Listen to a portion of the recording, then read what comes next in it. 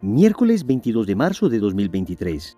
Tres mensajes del Evangelio de hoy, tomado del Evangelio de San Juan, capítulo 5, versículos del 17 al 30. En aquel tiempo, Jesús dijo a los judíos: «Mi Padre sigue actuando y yo también actúo». Por eso los judíos tenían más ganas de matarlo, porque no solo quebrantaba el sábado, sino que también llamaba a Dios Padre suyo, haciéndose igual a Dios. Jesús tomó la palabra y les dijo: en verdad os digo, el Hijo no puede hacer nada por su cuenta, sino lo que viere hacer al Padre. Lo que hace éste, eso mismo hace también el Hijo, pues el Padre ama al Hijo y le muestra todo lo que él hace.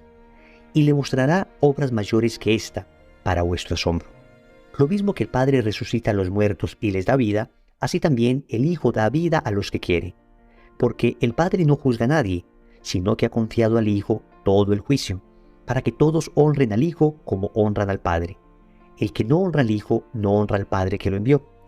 En verdad os digo, quien escucha mi palabra y cree al que me envió, posee la vida eterna y no incurre en juicio, sino que ha pasado ya de la muerte a la vida. En verdad os digo, llega la hora, y ya está aquí, en que los muertos oirán la voz del Hijo de Dios, y los que hayan oído vivirán. Porque igual que el Padre tiene vida en sí mismo, así ha dado también al Hijo tener vida en sí mismo. Y le ha dado potestad de juzgar, porque es el Hijo del Hombre. No os sorprenda esto, porque viene la hora en que los que están en el sepulcro oirán su voz. Los que hayan hecho el bien saldrán a una resurrección de vida, los que hayan hecho el mal a una resurrección de juicio. Yo no puedo hacer nada por mí mismo. Según le oigo, juzgo, y mi juicio es justo, porque no busco mi voluntad, sino la voluntad del que me envió. Palabra del Señor, gloria a ti, Señor Jesús. El Evangelio de hoy es continuación del Evangelio en el que el Señor sanaba a un paralítico que durante 38 años había estado postrado. Hoy hay una discusión precisamente sobre esta sanación, debido a que después de la sanación Jesús le dijo al paralítico que tomara su camilla, aunque era día sábado. En medio de la discusión nos damos cuenta cómo los judíos se radicalizan contra Jesús al punto de querer matarlo. Vamos con tres mensajes de este Evangelio. Primero, el mundo quiere matar a Jesús. Segundo, los muertos oyen su voz. Tercero, ¿buscas tu voluntad o la de Dios? Vamos con el primer punto. El mundo quiere matar a Jesús. El Evangelio comienza diciéndonos que los judíos tenían más ganas de matar a Jesús, y no solo porque a sus ojos estaba quebrantando el sábado, aunque en realidad el Señor estaba dándole el verdadero sentido al sábado, sino sobre todo porque se hacía igual a Dios.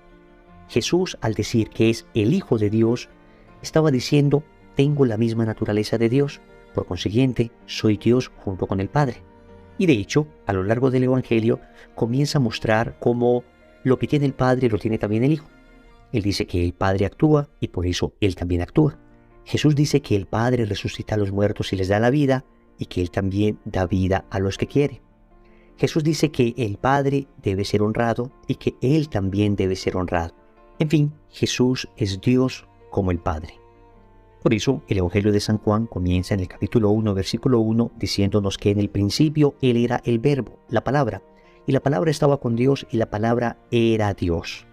De manera que los judíos querían matar a Jesús porque en su concepción monoteísta no podían entender que Jesús se hiciera igual a Dios, porque efectivamente lo era. Y es que no entendían que Jesús no estaba diciendo con esto que había dos dioses. Estaba revelando el misterio de su divinidad dentro del misterio de la Trinidad. Padre, Hijo y Espíritu Santo, tres personas distintas y un solo Dios verdadero. Pero bueno, no lo terminaron de entender porque no lo querían entender. Más bien, esto les radicalizó al punto de quererlo matar.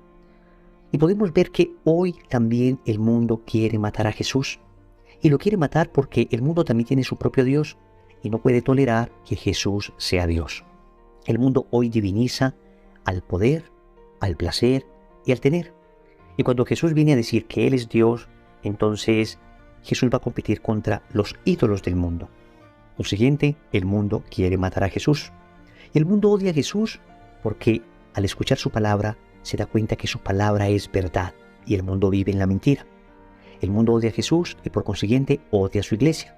Todos somos testigos de la persecución permanente que recibe la iglesia en nuestra sociedad. Cómo se denosta a la iglesia, cómo se ataca a la iglesia, cómo se critica sistemáticamente a la iglesia, cómo se miente una y otra vez sobre la iglesia. No decimos que no reconozcamos que haya pecado en nosotros, miembros de la iglesia. Pero si somos sinceros, más allá de la purificación necesaria que los miembros de la iglesia deben tener, lo que el mundo odia de la iglesia no es solo la actitud de algunos infieles, sino sobre todo la doctrina que profesa, la palabra de Cristo que se predica. Todos estamos de acuerdo en que el pecado de la iglesia debe ser extirpado, pero aún extirpando el pecado de la iglesia, aunque la iglesia llegara a brillar como la esposa del Cordero Inmaculada, aún así el mundo odiaría a la iglesia, porque lo que el mundo odia es la verdad que hay en la iglesia, la palabra de Cristo que hay en la iglesia, la santidad que la iglesia predica. El mundo odia lo que la iglesia predica, y por esa razón lo que odia en el fondo es a Jesús. Y por eso ha querido matar a Jesús, y lo ha querido matar de la sociedad, es decir, que Jesús no exista más en la sociedad, que su palabra no tenga nada que decirnos hoy como sociedad, como Estado, como gobierno, que no tenga nada que decirnos en los medios de comunicación, que no tenga nada que decirnos en nuestras familias, que no tenga nada que decirnos en ningún ambiente. Queremos extirpar a Jesús como sociedad. Pero además, y más grave todavía, el mundo quiere matar a Jesús en tu alma. Y por eso quiere que estés en pecado mortal. Te pone todas las invitaciones para que estés lejos de Dios. Te muestra un antievangelio contrario al de Jesucristo y te seduce con él. El mundo quiere matar a Jesús. La pregunta es, ¿vas a dejar que Jesús muera en tu alma? Se llama pecado, pecado mortal. La muerte de Jesús en nuestra alma. Lo que muere cuando pecamos mortalmente es nuestra relación con Jesús, es la vida de Jesús en nosotros. Muere Jesús cuando pecamos mortalmente. Por eso hoy nosotros debemos luchar para que Jesús viva en mi corazón y para que viviendo en mi corazón viva también en mi sociedad. Y para ello no podemos cansarnos de hablar de Jesús, no podemos cansarnos de vivir como Jesús nos enseña, no podemos cansarnos de ser sal de la tierra y luz del mundo, no podemos permitir que nuestra fe sea arrinconada a espacios intimistas, sino que debemos ser conscientes que la fe católica tiene mucho que aportar a la sociedad y nos corresponde a nosotros mostrarlo. Segundo, los muertos oyen su voz.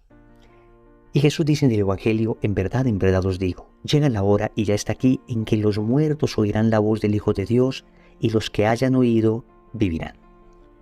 Queridos hermanos, ¿quiénes son los muertos que oyen la voz de Jesús? Los que están en pecado.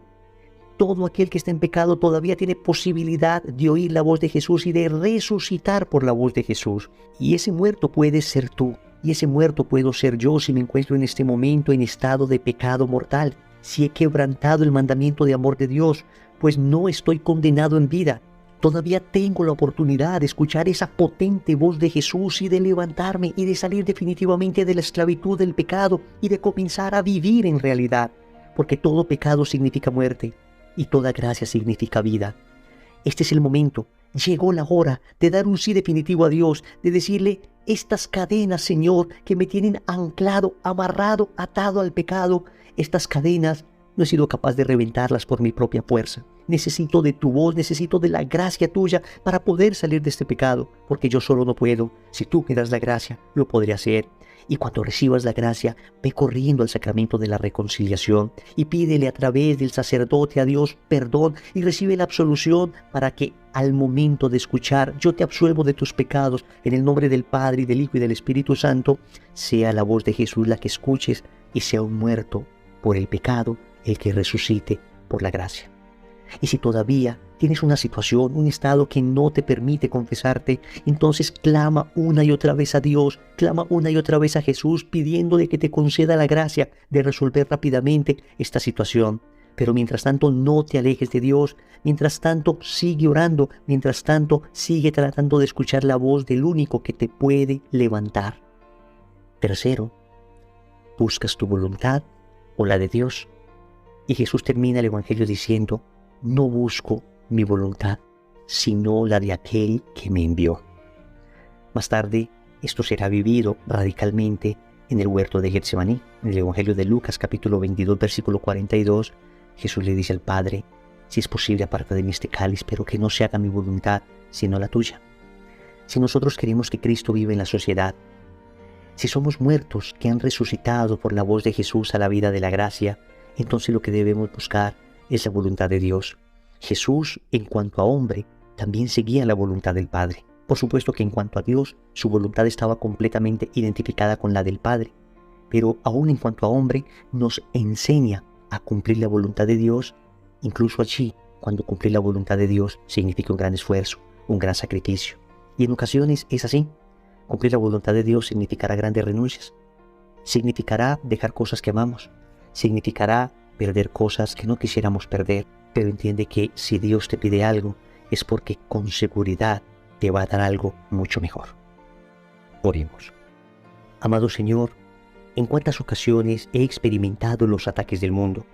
Ataques que van dirigidos a robar esa presencia tuya en mi alma, a aniquilar la vida de la gracia en mí. Efectivamente, el mundo te quiere muerto. Te quiere muerto fuera de la sociedad. Te quiere muerto fuera de mi alma. Te quiere muerto fuera de las familias. Pero yo, Señor, te quiero vivo. Vivo en mi corazón, vivo en la sociedad, vivo en mi familia. Porque estamos en la época en que hasta los muertos deben oír tu voz. ¿Y quiénes más muertos que aquellos que viven en pecado? Hazme, Señor, un instrumento para poder predicar a aquellas personas que tú eres el Señor de la vida. Te suplico también que me ayudes a vivir siempre buscando tu voluntad. Renuncio definitivamente a buscar mi voluntad y quiero siempre a partir de hoy entregarme generosamente a buscar la tuya. Señor, dame lo que me pides y pídeme lo que quieras. Amén. Recordemos entonces. Primero, el mundo quiere matar a Jesús. Segundo, los muertos oyen su voz. Tercero, ¿buscas tu voluntad o la de Dios? Compromiso. Vamos a repetir 5 veces esta oración. Padre, que no se haga mi voluntad, sino la tuya. En el nombre del Padre, y del Hijo, y del Espíritu Santo. Amén.